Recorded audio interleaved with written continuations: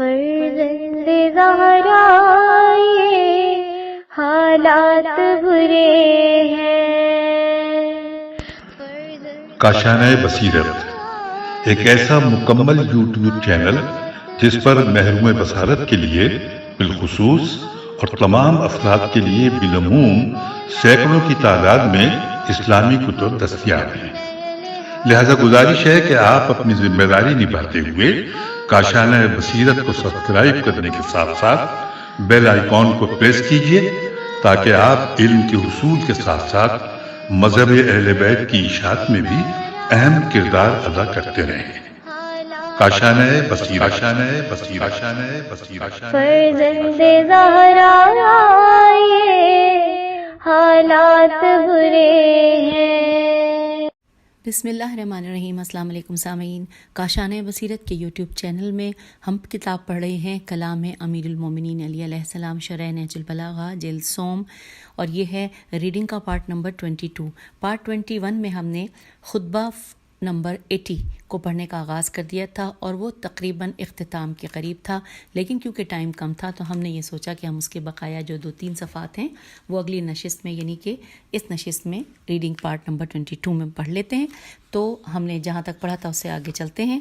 ہم پڑھ رہے تھے جو کہ نکات، اور نکات کے ہم نے ایک جو اس میں ہیڈنگز، 2 ہیڈنگز تھیں. ایک ہیڈنگ جو تھی اس کا تھا عنوان کہ عورتوں اور مردوں میں برابری اور فرق، یہ پڑھ لیا تھا.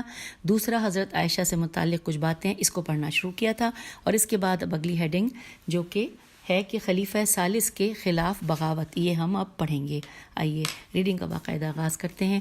حضرت عائشہ بعد از پیغمبر اکرم صلی اللہ علیہ وآلہ وسلم کچھ زمانہ اپنے باپ کے دور خلافت میں اور ان کے بعد خلیفہ ثانی کی حکومت میں اور خلیفہ ثالث کی حکومت کے پہلے نصف حصے میں ان کی حکومت کی طرفدار رہیں، لیکن دوسرے نصف حصے میں ان سے اختلافات شروع ہو گئے، اور یہ اختلافات انتہائی شدید ہو گئے، یہاں تک کہ یہ اختلافات دشمنی میں تبدیل ہو گئے. اور اس طرح حضرت عائشہ خلیفہ ثالث کے دشمنوں میں شامل ہو گئیں اور اس شورش کو خوب ہوا دی جو کہ خلیفہ ثالث کے خلاف پھیل چکی تھی، یہاں تک کہ خلیفہ ثالث قتل ہو گئے. اب حضرت عائشہ کو امید تھی کہ خلافت طلحہ کو، جو کہ ان کا چچا زاد بھائی تھا، مل جائے گی، لیکن جب انہیں پتہ چلا کہ لوگوں نے امیر المومنین علی علیہ السلام کی بیعت کر لی ہے اور ان کے تمام ارادے نقش بر آب بیرے الف مد آ بے ثابت ہو گئے، تو راستہ بدل دیا اور خلیفہ ثالث کے خون کا بدلہ لینے کا اعلان کر دیا. اور بصرہ میں جنگ جمل کے بانیوں میں سے ایک تھیں طلحہ اور زبیر کے ساتھ ہم آہنگ ہو کر آتش جنگ بھڑکا دی. لیکن جب جنگ جمل میں شکست پاش ہوئی اور ان کے شرکائے کار طلحہ اور زبیر قتل ہو گئے اور امیر المومنین علیہ السلام نے احترام رسالت مؤاب صلی اللہ علیہ وآلہ وسلم کے باعث انہیں مدینے واپس بھجوا دیا، جہاں وہ خانہ نشین ہو گئیں. وہ بذات خود بہت ہوشیار اور ذہین تھی، اسی لیے اپنی مرضی سے فقہی معاملات میں فتویٰ دیتی تھی، اور سیاسی مصلحتوں کی بنا پر سابق خلفاء بھی اس معاملے میں انہیں ڈھیل دیے ہوئے تھے.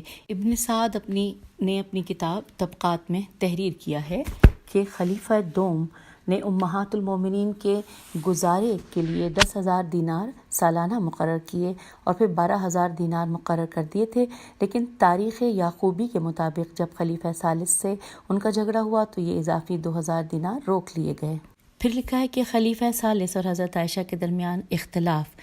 ولید بن عقبہ، یہ نام جو ہے یہ انورٹڈ کاما میں لکھا ہے، ولید بن عقبہ عین سے ہے، عین قاف بے ہے، کی کوفے کی گورنری کے موقع پر عروج کو پہنچا. ولید کو جو نہ صرف شراب خور تھا بلکہ ابن مسعود جیسے صحابی رسول اللہ صلی اللہ علیہ وآلہ وسلم اور ان جیسے دیگر صحابہ کی توہین کا بھی مرتکب ہوا تھا. خلیفہ ثالث کے پاس لایا گیا اور اس کی شراب خوری کے ثبوت اور گواہ پیش کیے تاکہ اس پر حد جاری کی جائے، لیکن بقول بلازری جو انہوں نے انصاب الاشراف، یہ نام ہے کتاب کا، الف نون سین الف بے الف لام الف شین رے الف فے، انصاب الاشراف میں بیان کیا ہے کہ خلیفہ ثالث نے ولید کو، جو ان کا برادر خواندہ یعنی کہ منہ بولا بھائی تھا، کوئی سزا نہیں دی بلکہ الٹا گواہوں کو ہی سزا کا حکم دے دیا۔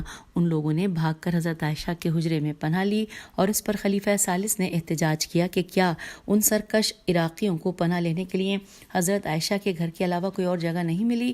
جب حضرت عائشہ نے یہ سنا تو رسالت مآب صلی اللہ علیہ وآلہ وسلم کی نالین مبارک ہاتھوں میں اٹھا کر بلند کر کے کہا کہ ابھی یہ نالین بوسیدہ نہیں ہوئیں، لیکن خلیفہ ثالث نے سنت رسول صلی اللہ علیہ وآلہ وسلم کو بوسیدہ کر دیا اور پس پشت ڈال دیا ہے۔ جب ان کی یہ بات لوگوں تک پہنچی تو لوگوں کا ایک گروہ ان کی حمایت میں اور دوسرا خلیفہ ثالث کی حمایت میں کھڑا ہو گیا، یہاں تک کہ مسجد نبوی میں جھگڑا اور باہم مار پیٹ شروع ہو گئی۔ جب خلیفہ ثالث قتل ہو گئے اور حضرت عائشہ خوش ہوئیں، مگر جب دیکھا کہ اور حکومت حضرت علی علیہ السلام کے ہاتھ میں آ گئی ہے تو سخت ناراض ہوئیں۔ اور حضرت امام علی علیہ السلام عدالت و انصاف کے پابند تھے، یہی چیز حضرت عائشہ کو پسند نہ آئی اور آپ کی طرف ان کے دل میں بغض و کینہ بیٹھ گیا۔ طبری اور ابن اسیر اپنی تواریخ میں لکھتے ہیں کہ جب حضرت علی علیہ السلام کی شہادت کی خبر انہیں ملی تو بہت خوش ہوئیں اور سجدہ شکر بجا لائیں، اور انتہائی خوشی میں ان کی زبان سے یہ شعر نکلے، ہم ترجمہ پڑھیں گے کہ اپنے عصا عین صاد الف اپنے عصا کو پھینک دیا ہے اور پرسکون ہو گئی، جس طرح انسان کسی عزیز رشتہ دار کی سفر سے واپسی پر خوش ہوتا ہے۔ انورٹڈ کاما کلوز ہو گیا۔ یہ اس شعر کا ترجمہ تھا۔ اس سے مراد یہ ہے کہ اب جب میری بے چینی ختم ہو گئی تو میں آرام سے ہوں۔ اس سے بھی بڑھ کر یہ کہ انہوں نے ابن ملجم کی تعریف اور مدح میں اشعار کہے، اور جب زینب دختر ام المومنین ام سلمہ نے سنے تو انہوں نے حضرت عائشہ کو شدید انداز میں برا بھلا کہا اور انہیں توجہ دلائی کہ انہوں نے انتہائی گھٹیا کام کیا ہے، تو انہوں نے ظاہری طور پر معذرت کی اور کہا کہ اب مجھے بھول جانے کی بیماری ہو گئی ہے، آئندہ جب بھی ایسی کوئی بات کروں گی تو مجھے بتا دینا۔ یاد رہے کہ اس وقت حضرت عائشہ کی عمر 50 سال تھی۔ حضرت عائشہ کی زندگی کے عجیب و غریب واقعات میں خلیفہ ثالث کے لیے ان کے رویے کی فوری اور شدید تبدیلی ہے۔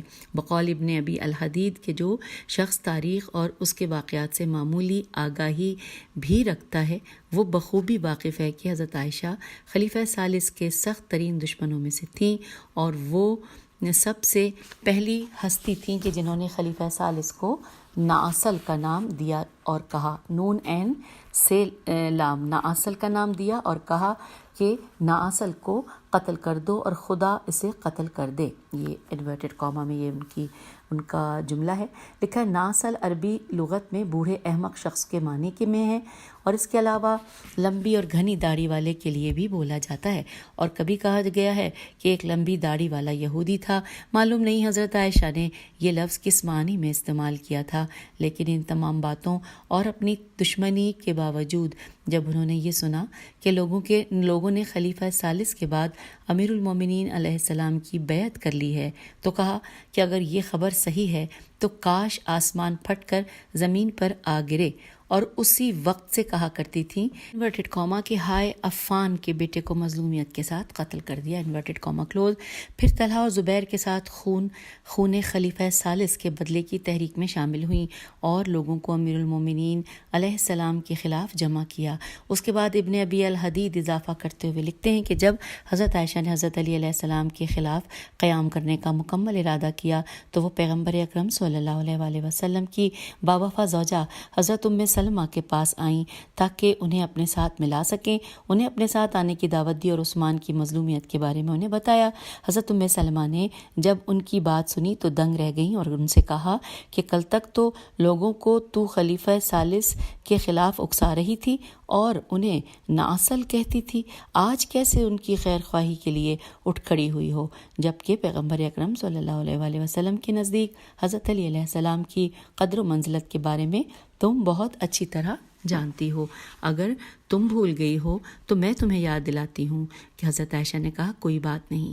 اس کے بعد حضرت ام سلمہ نے پیغمبر اکرم صلی اللہ علیہ وآلہ وسلم کے زمانے کے ایک واقعے کی طرف توجہ دلائی کہ جس میں پیغمبر اکرم صلی اللہ علیہ وآلہ وسلم نے علی علیہ السلام کو خلافت کے لیے سب سے مناسب جانا تھا۔ حضرت عائشہ نے اس واقعے کی تصدیق کی۔ ام سلمہ نے پوچھا کہ پھر تم کیوں ان سے مقابلہ کرنا چاہتی ہو؟ تو حضرت عائشہ نے کہا کہ لوگوں کی اصلاح کے لیے میں ان کے خلاف ہو گئی ہوں۔ حوالہ ہے شرح نہج البلاغہ ابن ابی الحدید جلد نمبر 6 صفحہ نمبر 215۔ پھر لکھا ہے مشہور مورخ طبری نے بھی نقل کیا ہے کہ جب حضرت عائشہ نے کہا کہ خلیفہ ثالث کو مظلومیت کے ساتھ قتل کر دیا اور میں خلیفہ ثالث کے خون کا بدلہ لینے کے لیے اٹھ کھڑی ہوئی ہوں، تو کسی نے ان سے کہا کہ خدا کی قسم، سب سے پہلے جس نے خلیفہ ثالث کے خلاف آواز بلند کی وہ تو تم تھی، اور تم ہی نے کہا تھا کہ نااصل کو قتل کر دو کہ وہ کافر ہو گیا ہے۔ تو حضرت عائشہ نے کہا کہ جی ہاں، لیکن لوگوں نے خلیفہ ثالث کو پہلے توبہ کرائی، اس کے بعد ان کو قتل کیا۔ میں اس بات کو قبول کرتی ہوں کہ میں نے ایسی بات کہی تھی، لیکن اس وقت میں ہی کہہ رہی ہوں کہ وہ مظلومیت کے ساتھ قتل ہوا تھا، اور یہ بات جو میں اب کہہ رہی ہوں وہ پہلی بات سے کہیں بہتر ہے۔ حوالہ ہے تاریخ طبری جلد نمبر 3 صفحہ نمبر 477 طبع بیروت۔ پھر لکھا ہے کہ اس جیسی بات کتاب کامل میں ابن اسیر نے بھی نقل کی ہے۔ حوالہ نوٹ کیجئے، کامل ابن اسیر جلد نمبر 3 صفحہ نمبر 206۔ اور پھر اگلے صفحے پہ ہم آخری صفحے پہ آ گئے ہیں، خطبہ نمبر 80 کہ لکھا ہے کہ بخاری نے اپنی صحیح ہی میں حضرت عائشہ کے حضرت خدیجہ الکبریٰ سلام اللہ علیہا کی نسبت حسد کرنے کے بارے میں نقل کیا ہے، حالانکہ پیغمبر اکرم صلی اللہ علیہ وآلہ وسلم کے ساتھ حضرت عائشہ کی شادی سے پہلے ہی حضرت خدیجہ سلام اللہ علیہا کا انتقال ہو چکا تھا۔ حوالہ ہے صحیح بخاری جلد 5 صفحہ نمبر 47 باب تزویج خدیجہ و فضائل میں یہ حدیث نقل کی ہے۔ چلتے ہیں آگے، جو کہ آخری ہیڈنگ ہے کہ کتوں کے بھونکنے کا واقعہ۔ لکھا ہے جب حضرت عائشہ کا لشکر جنگ جمل کی طرف جاتے ہوئے بصرہ کے راستے میں مقام حوحب پر پہنچا تو وہاں کے کتوں نے ان کے قافلے پر بھونکنا شروع کیا۔ حضرت عائشہ نے دریافت کیا کہ یہ کون سی جگہ ہے اور یہ کتے کیوں بھونک رہے ہیں۔ جب انہیں یہ بتایا گیا کہ یہ جگہ حوحب ہے تو وہ پیغمبر اکرم صلی اللہ علیہ وآلہ وسلم کی اس حدیث کی طرف متوجہ ہوئی کہ جس میں آپ صلی اللہ علیہ وآلہ وسلم نے فرمایا تھا کہ اس دن سے ڈر کہ جب تو حوحب کی سرزمین سے گزرے گی تو وہاں کے کتے تیرے چاروں طرف سخت بھونکیں گے۔ اور حضرت عائشہ کو بہت تشویش ہوئی اور انہوں نے واپسی کا ارادہ کر لیا، لیکن لوگ جو ان کی واپسی کے مخالف تھے انہوں نے 50 نفر عرب صحرا نشین جمع کر کے انہیں پیسے دیے اور کہا کہ وہ حضرت عائشہ کو اس بات سے مطمئن کریں کہ یہ جگہ حوحب نہیں ہے۔ اس کا حوالہ ہے کہ اس واقعے کو ابن ابی الحدید نے شرح نہج البلاغہ جلد 4 صفحہ 225 اور علامہ امینی نے الغدیر جلد نمبر 3 صفحہ نمبر 188 پر اہل سنت کے متعدد منابع سے نقل کیا ہے۔ حضرت عائشہ کی 10 شوال منگل کی رات کو سن 57 یا 59 ہجری قاف میں مدینہ منورہ میں وفات ہوئی، اور ابو ہریرہ نے ان کی نماز جنازہ پڑھائی اور جنت البقیع میں مرد خاک کر دیا گیا۔ اور یوں ہم نے خطبہ 80 مکمل کیا، اور اب پڑھتے ہیں خطبہ 81۔ اس کے بارے میں سند خطبہ ہے کہ اس خطبے کو سید رضی سے پہلے مرحوم صدوق نے کتاب معانی الاخبار میں اور خصال میں نقل کیا ہے۔ اس خطبے کے دوسرے حصے کو مرحوم برقی نے کتاب محاسن میں، اور اس کے علاوہ غرر الحکم روضۃ الواعظین شکوۃ الانوار میں نقل کیا ہے، اور حوالہ ہے مصادر نہج البلاغہ جلد نمبر 2 صفحہ نمبر 88 اور 89۔ اور اس خطبہ 81 میں لکھا ہے کہ یہ خطبہ زہد کے بارے میں ہے۔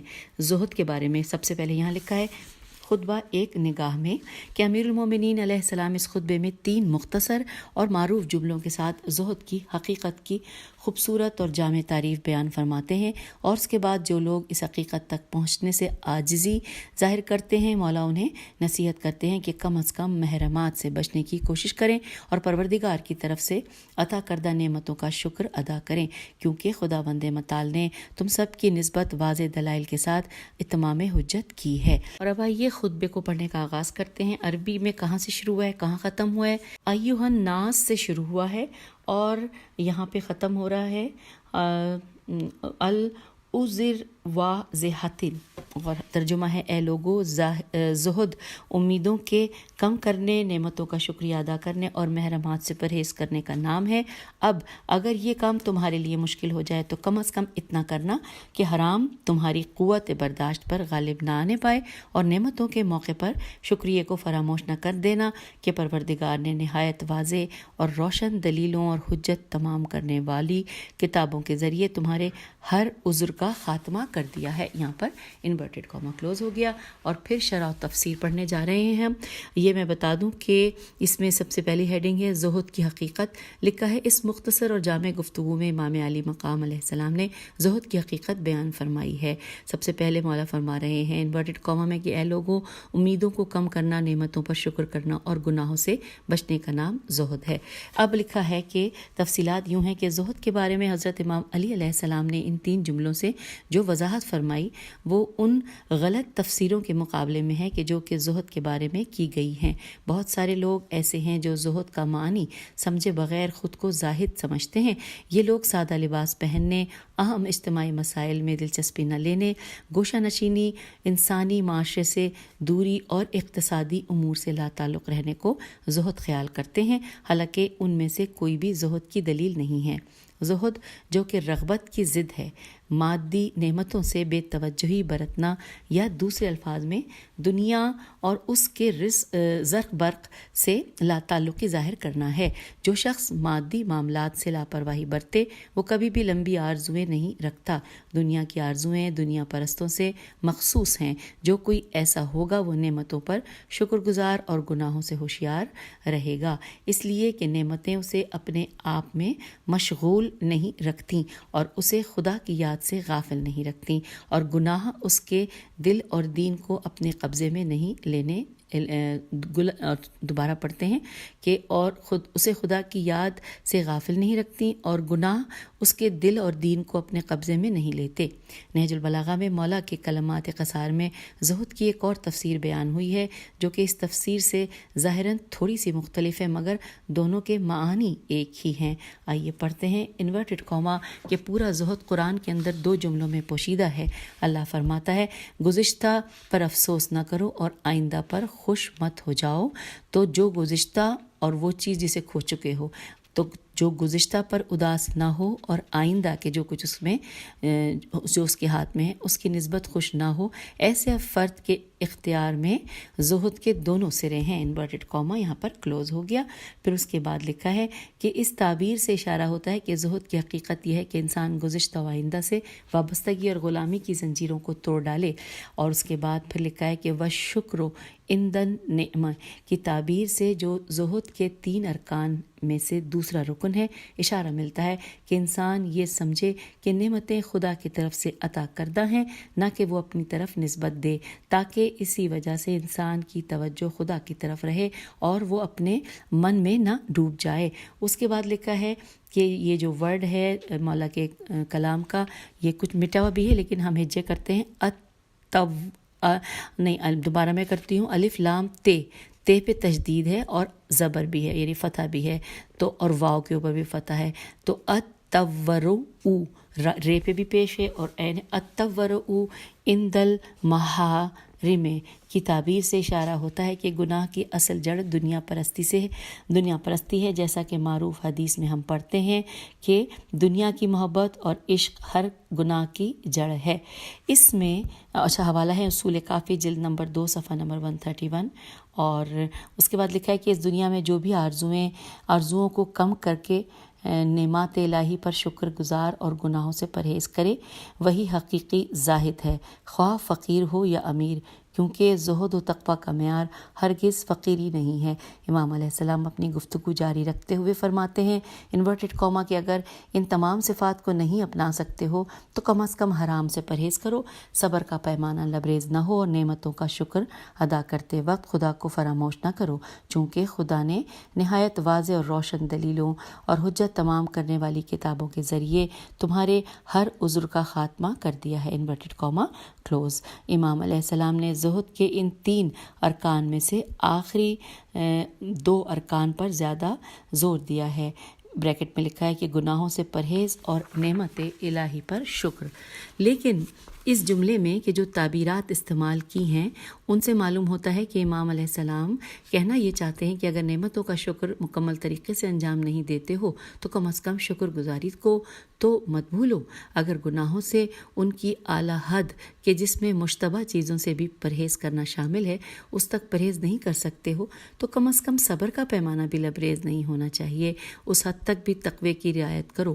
امام علیہ السلام نے جو جملے زہد کی علت کے سلسلے میں بیان فرمائے ہیں ان سے اشارہ ہوتا ہے کہ اس حد تک تقویٰ ہر کسی پر لازم ہے، کیونکہ خداوند عالم نے حجت تمام کر دی ہے، اس لیے اس کی مخالفت کی صورت میں کوئی معذور نہ ہوگا۔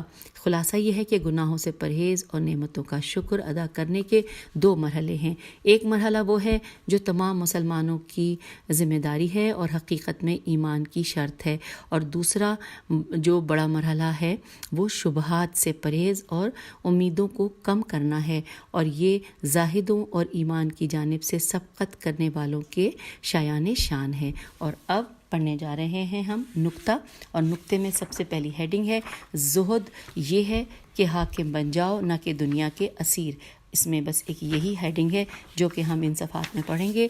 لکھا ہے کہ نہج البلاغہ کے خطبوں میں دنیاوی زہد کے متعلق بہت کچھ بیان ہوا ہے۔ کہیں پر زہد کے یہی معنی لیے گئے ہیں اور کہیں دوسرے عنوانات سے مخصوص کیا گیا ہے۔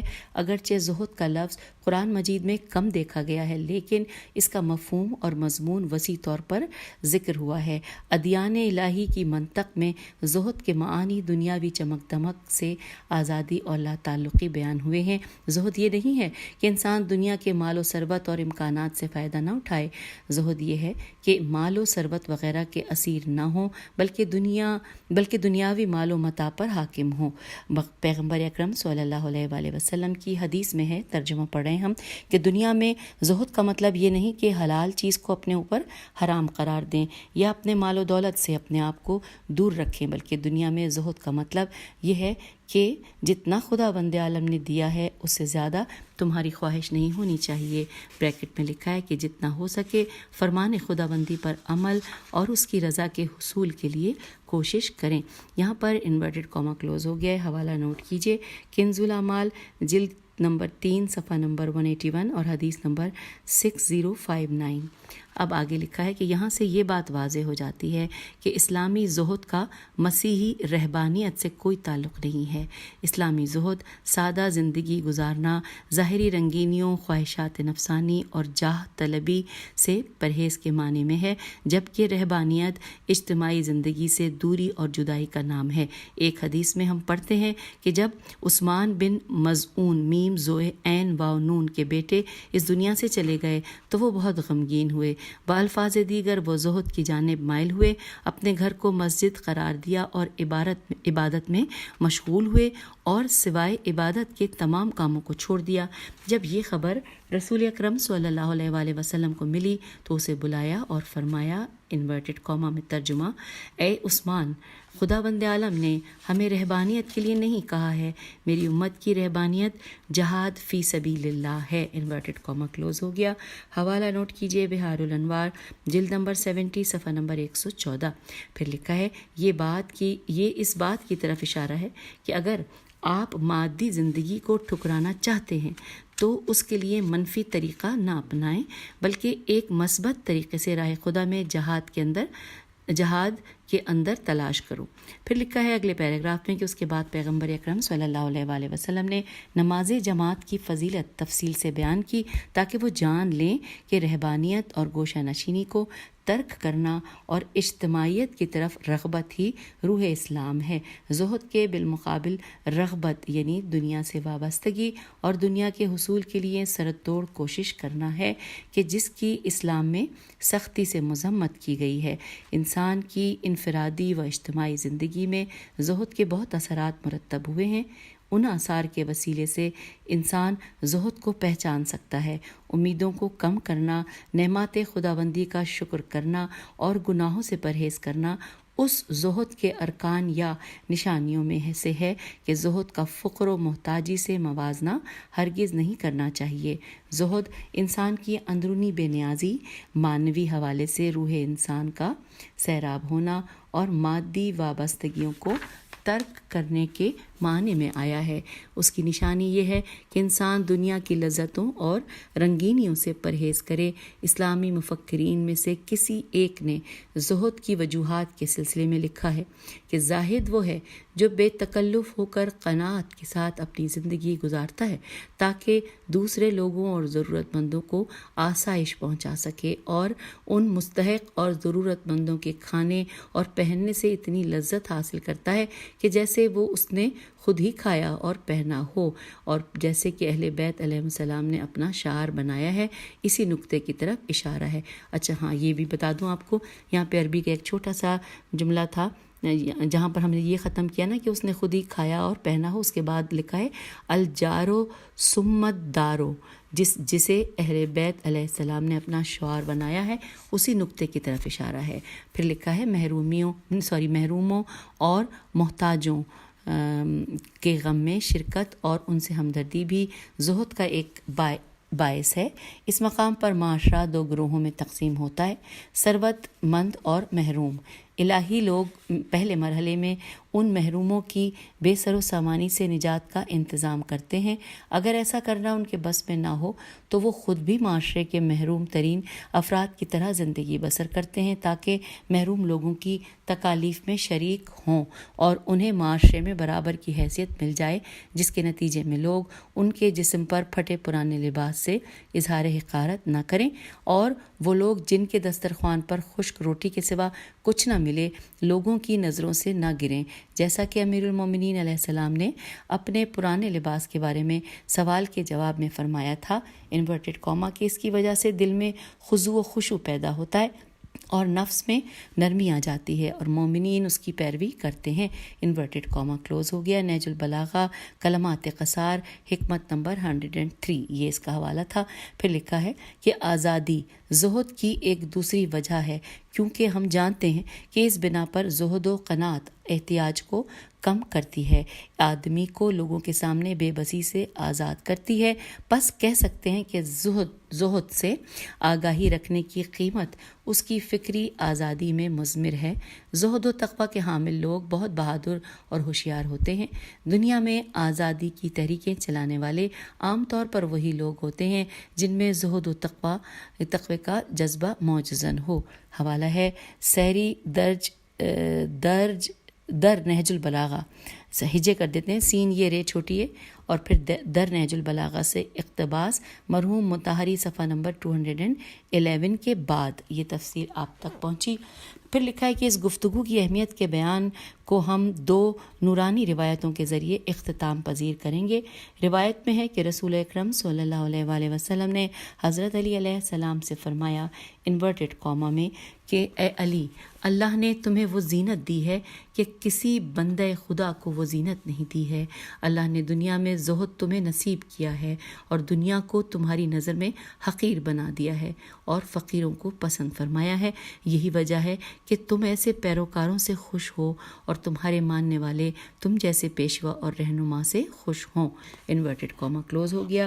حوالہ ہے بہار الانوار جلد نمبر 40 صفحہ نمبر 330 اور شمارہ حدیث نمبر 13 پھر لکھا ہے کہ ایک اور جامع حدیث میں ہے کہ ایک عرب شخص حضرت علی علیہ السلام کی خدمت میں آیا اور اپنی حاجت طلب کی۔ حضرت علی علیہ السلام نے اپنے وکیل سے کہا کہ انہیں 1000 درہم دے دو۔ وکیل نے پوچھا کہ 1000 سونے کے دینار یا 1000 چاندی کے درہم؟ تو آپ علیہ السلام نے فرمایا، انورٹڈ کاما میری نظر میں دونوں پتھر کے ٹکڑے ہیں، جو اس کے فائدے میں ہووے وہ دے دو۔ اور یہاں پر انورٹڈ کاما کلوز ہو گیا اور حوالہ ہے بہار الانوار جلد نمبر 41 صفحہ نمبر 32۔ اور یوں ہم خطبہ نمبر 81 بھی مکمل ہم نے کر لیا۔ اس نشست میں کچھ اوراق تھے خطبہ 80 کے اور باقی 81، تو ہم نے اللہ کے فضل سے اس کو مکمل کیا۔ اور اس سے پہلے کہ آپ سے اجازت چاہوں، یہ بتاتی چلوں کہ اب ہم جو خطبہ اگلی نشست میں پڑھیں گے وہ خطبہ نمبر 82 ہوگا، اور جو کہ صفحہ نمبر 291 پہ ہم پڑھنے کا آغاز کریں گے۔ تو اب اجازت دیجیے، خدا حافظ، فی امان۔